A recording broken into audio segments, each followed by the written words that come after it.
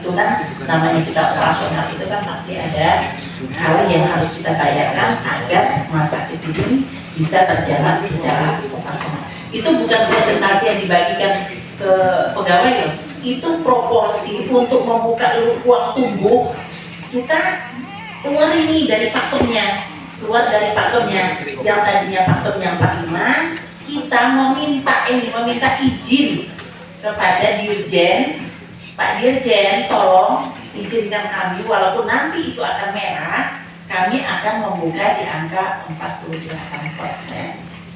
Yang dibagikan itu tadi sesuai dengan posisi jabatannya mereka, di mana mereka berada.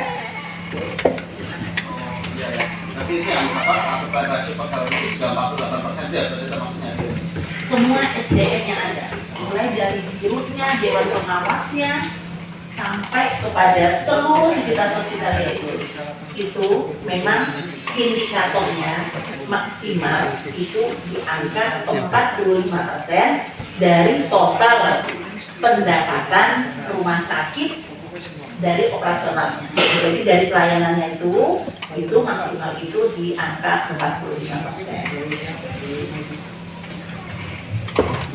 Oke, cukup ya.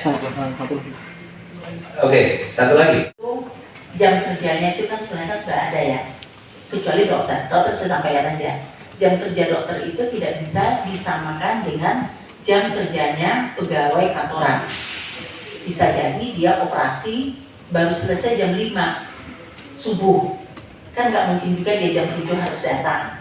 Bisa jadi mungkin dia istirahat dulu, siang dia datang, tapi itu sudah diatur sendiri oleh dokternya.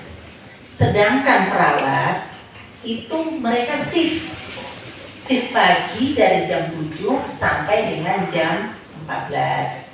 Kemudian shift siang jam 14 sampai dengan jam 21. Kalau shift malam jam 21 sampai dengan jam 07. Itu sifatnya shift. Begitu juga yang penunjang, contohnya yang di laboratorium, di radiologi, itu sifatnya shift. Itu yang ada di situ. Kemudian untuk yang dan jumlahnya itu ada namanya analisis beban kerja. Contoh, butuhnya perawat itu di dalam satu ruangan itu ada namanya rasio. Kalau dia di intensive care itu rasio satu perawat itu untuk 1 sampai 3 pasien. Jadi kalau saya perawat di ruang intensive care, di saat itu saya jaga pagi atau jaga sore atau jaga malam, saya punya tanggung jawab bisa 1, bisa 2, tapi maksimal 3. Sedangkan untuk di tempat perawatan yang istilahnya bangsal, maksudnya ruang perawatan yang di luar intensif itu punya rasio sendiri. Contoh 1:4 sampai dengan 5 pasien. Itu udah ada rasionya masing-masing. Itu yang kita lakukan. Jadi kalau dibilang itu eksploitasi, saya juga sebenarnya mau bertanya, yang dieksploitasi itu yang mana? Kemudian kalau untuk administrasi itu sudah ada juga job skripsinya mereka itu kan sudah punya.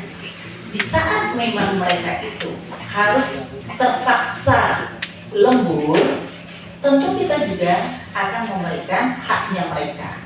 Contoh, kalau dia driver ambulan, harusnya dia pulang jam 9 malam, tapi karena mengantar jenazah atau pasien mungkin ke Klaten atau ke Solo sehingga dia harus pulang jam 11 malam, itu ada perhitungannya. Setiap jam dia harus kita hargai sekian rupiah, dan itu semua sudah ada aturannya. Jadi itu Mas, kalau dibilang eksploitasi, saya juga sebenarnya bertanya juga yang dieksploitasi itu sebenarnya yang mana, kan jam kerja itu sudah jelas. Yang tadi pertanyaan kedua, Pasca. Jadi gini, angkat oleh teman-teman wartawan dan juga media yang mau tidak mau. Yang pertama, saya punya atasan yaitu Dirjen Pelayanan Kesehatan, di atasnya lagi Menteri Kesehatan, ada Sekjen. Ini sudah semuanya kita juga sudah membuatkan laporan. Kemudian tadi pagi kami juga dengan komite Di sini ada namanya komite medis. Komite medis ini adalah yang membawahi tentang dokter-dokter, baik dokter umum, dokter gigi, dokter spesialis di rumah sakit. Kemudian ada namanya komite keperawatan. Ini membawahi perawat dan bidan. Ada namanya komite nakes lainnya. Ini yang membawahi tadi penunjang-penunjang medis seperti analis, farmasi, radiologi. Kemudian ada lagi yang non nakes, non kesehatan seperti administrasi. Ini kita sudah melakukan pertemuan tadi pagi dari jam 9 sampai dengan sekitar jam 11. Kemudian kita sudah paparkan semua sampai dengan angka-angkanya. Tadinya dapat sekian, contoh tadinya kalau kita pakai 45% dapatnya cuma 2 juta. Oh sekarang karena kita pakai 48%, Anda itu dapatnya 3,5 juta atau 4,5 juta. Memang itu tidak sama sesuai dengan job gradingnya masing-masing itu. Jadi tadi sudah ada nilai tertinggi dan ada nilai terendahnya di sana. Nah, kemudian kami juga sudah tadi bertemu dengan bapak-bapak dari Ombudsman, kemudian dari Dinas Ketenagakerjaan Transmigrasi ya Pak Banu ya, itu sudah datang ke kita dan kita juga sudah menyampaikan. Tadi juga sudah ada berita acaranya dan mereka juga yang harus 100% itu untuk insentif loh. Kalau gaji wajib, kalau wajib itu diatur itu 30% itu adalah mengelola Dewan Pengawas dan termasuk itu adalah dokter-dokter yang dibayar melalui fee service tadi.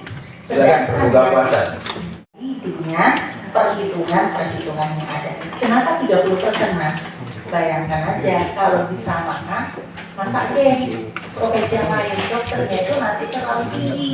Itu yang perlu kita siasati. Jadi dari Kementerian Kesehatan pun itu sudah menyikapi ada kesenjangan antara profesi itu lebih proporsional. Karena kalau dilepas Mas, itu pasti kesenjangannya itu luar biasa. Padahal kita kerja satu tim. Berarti yang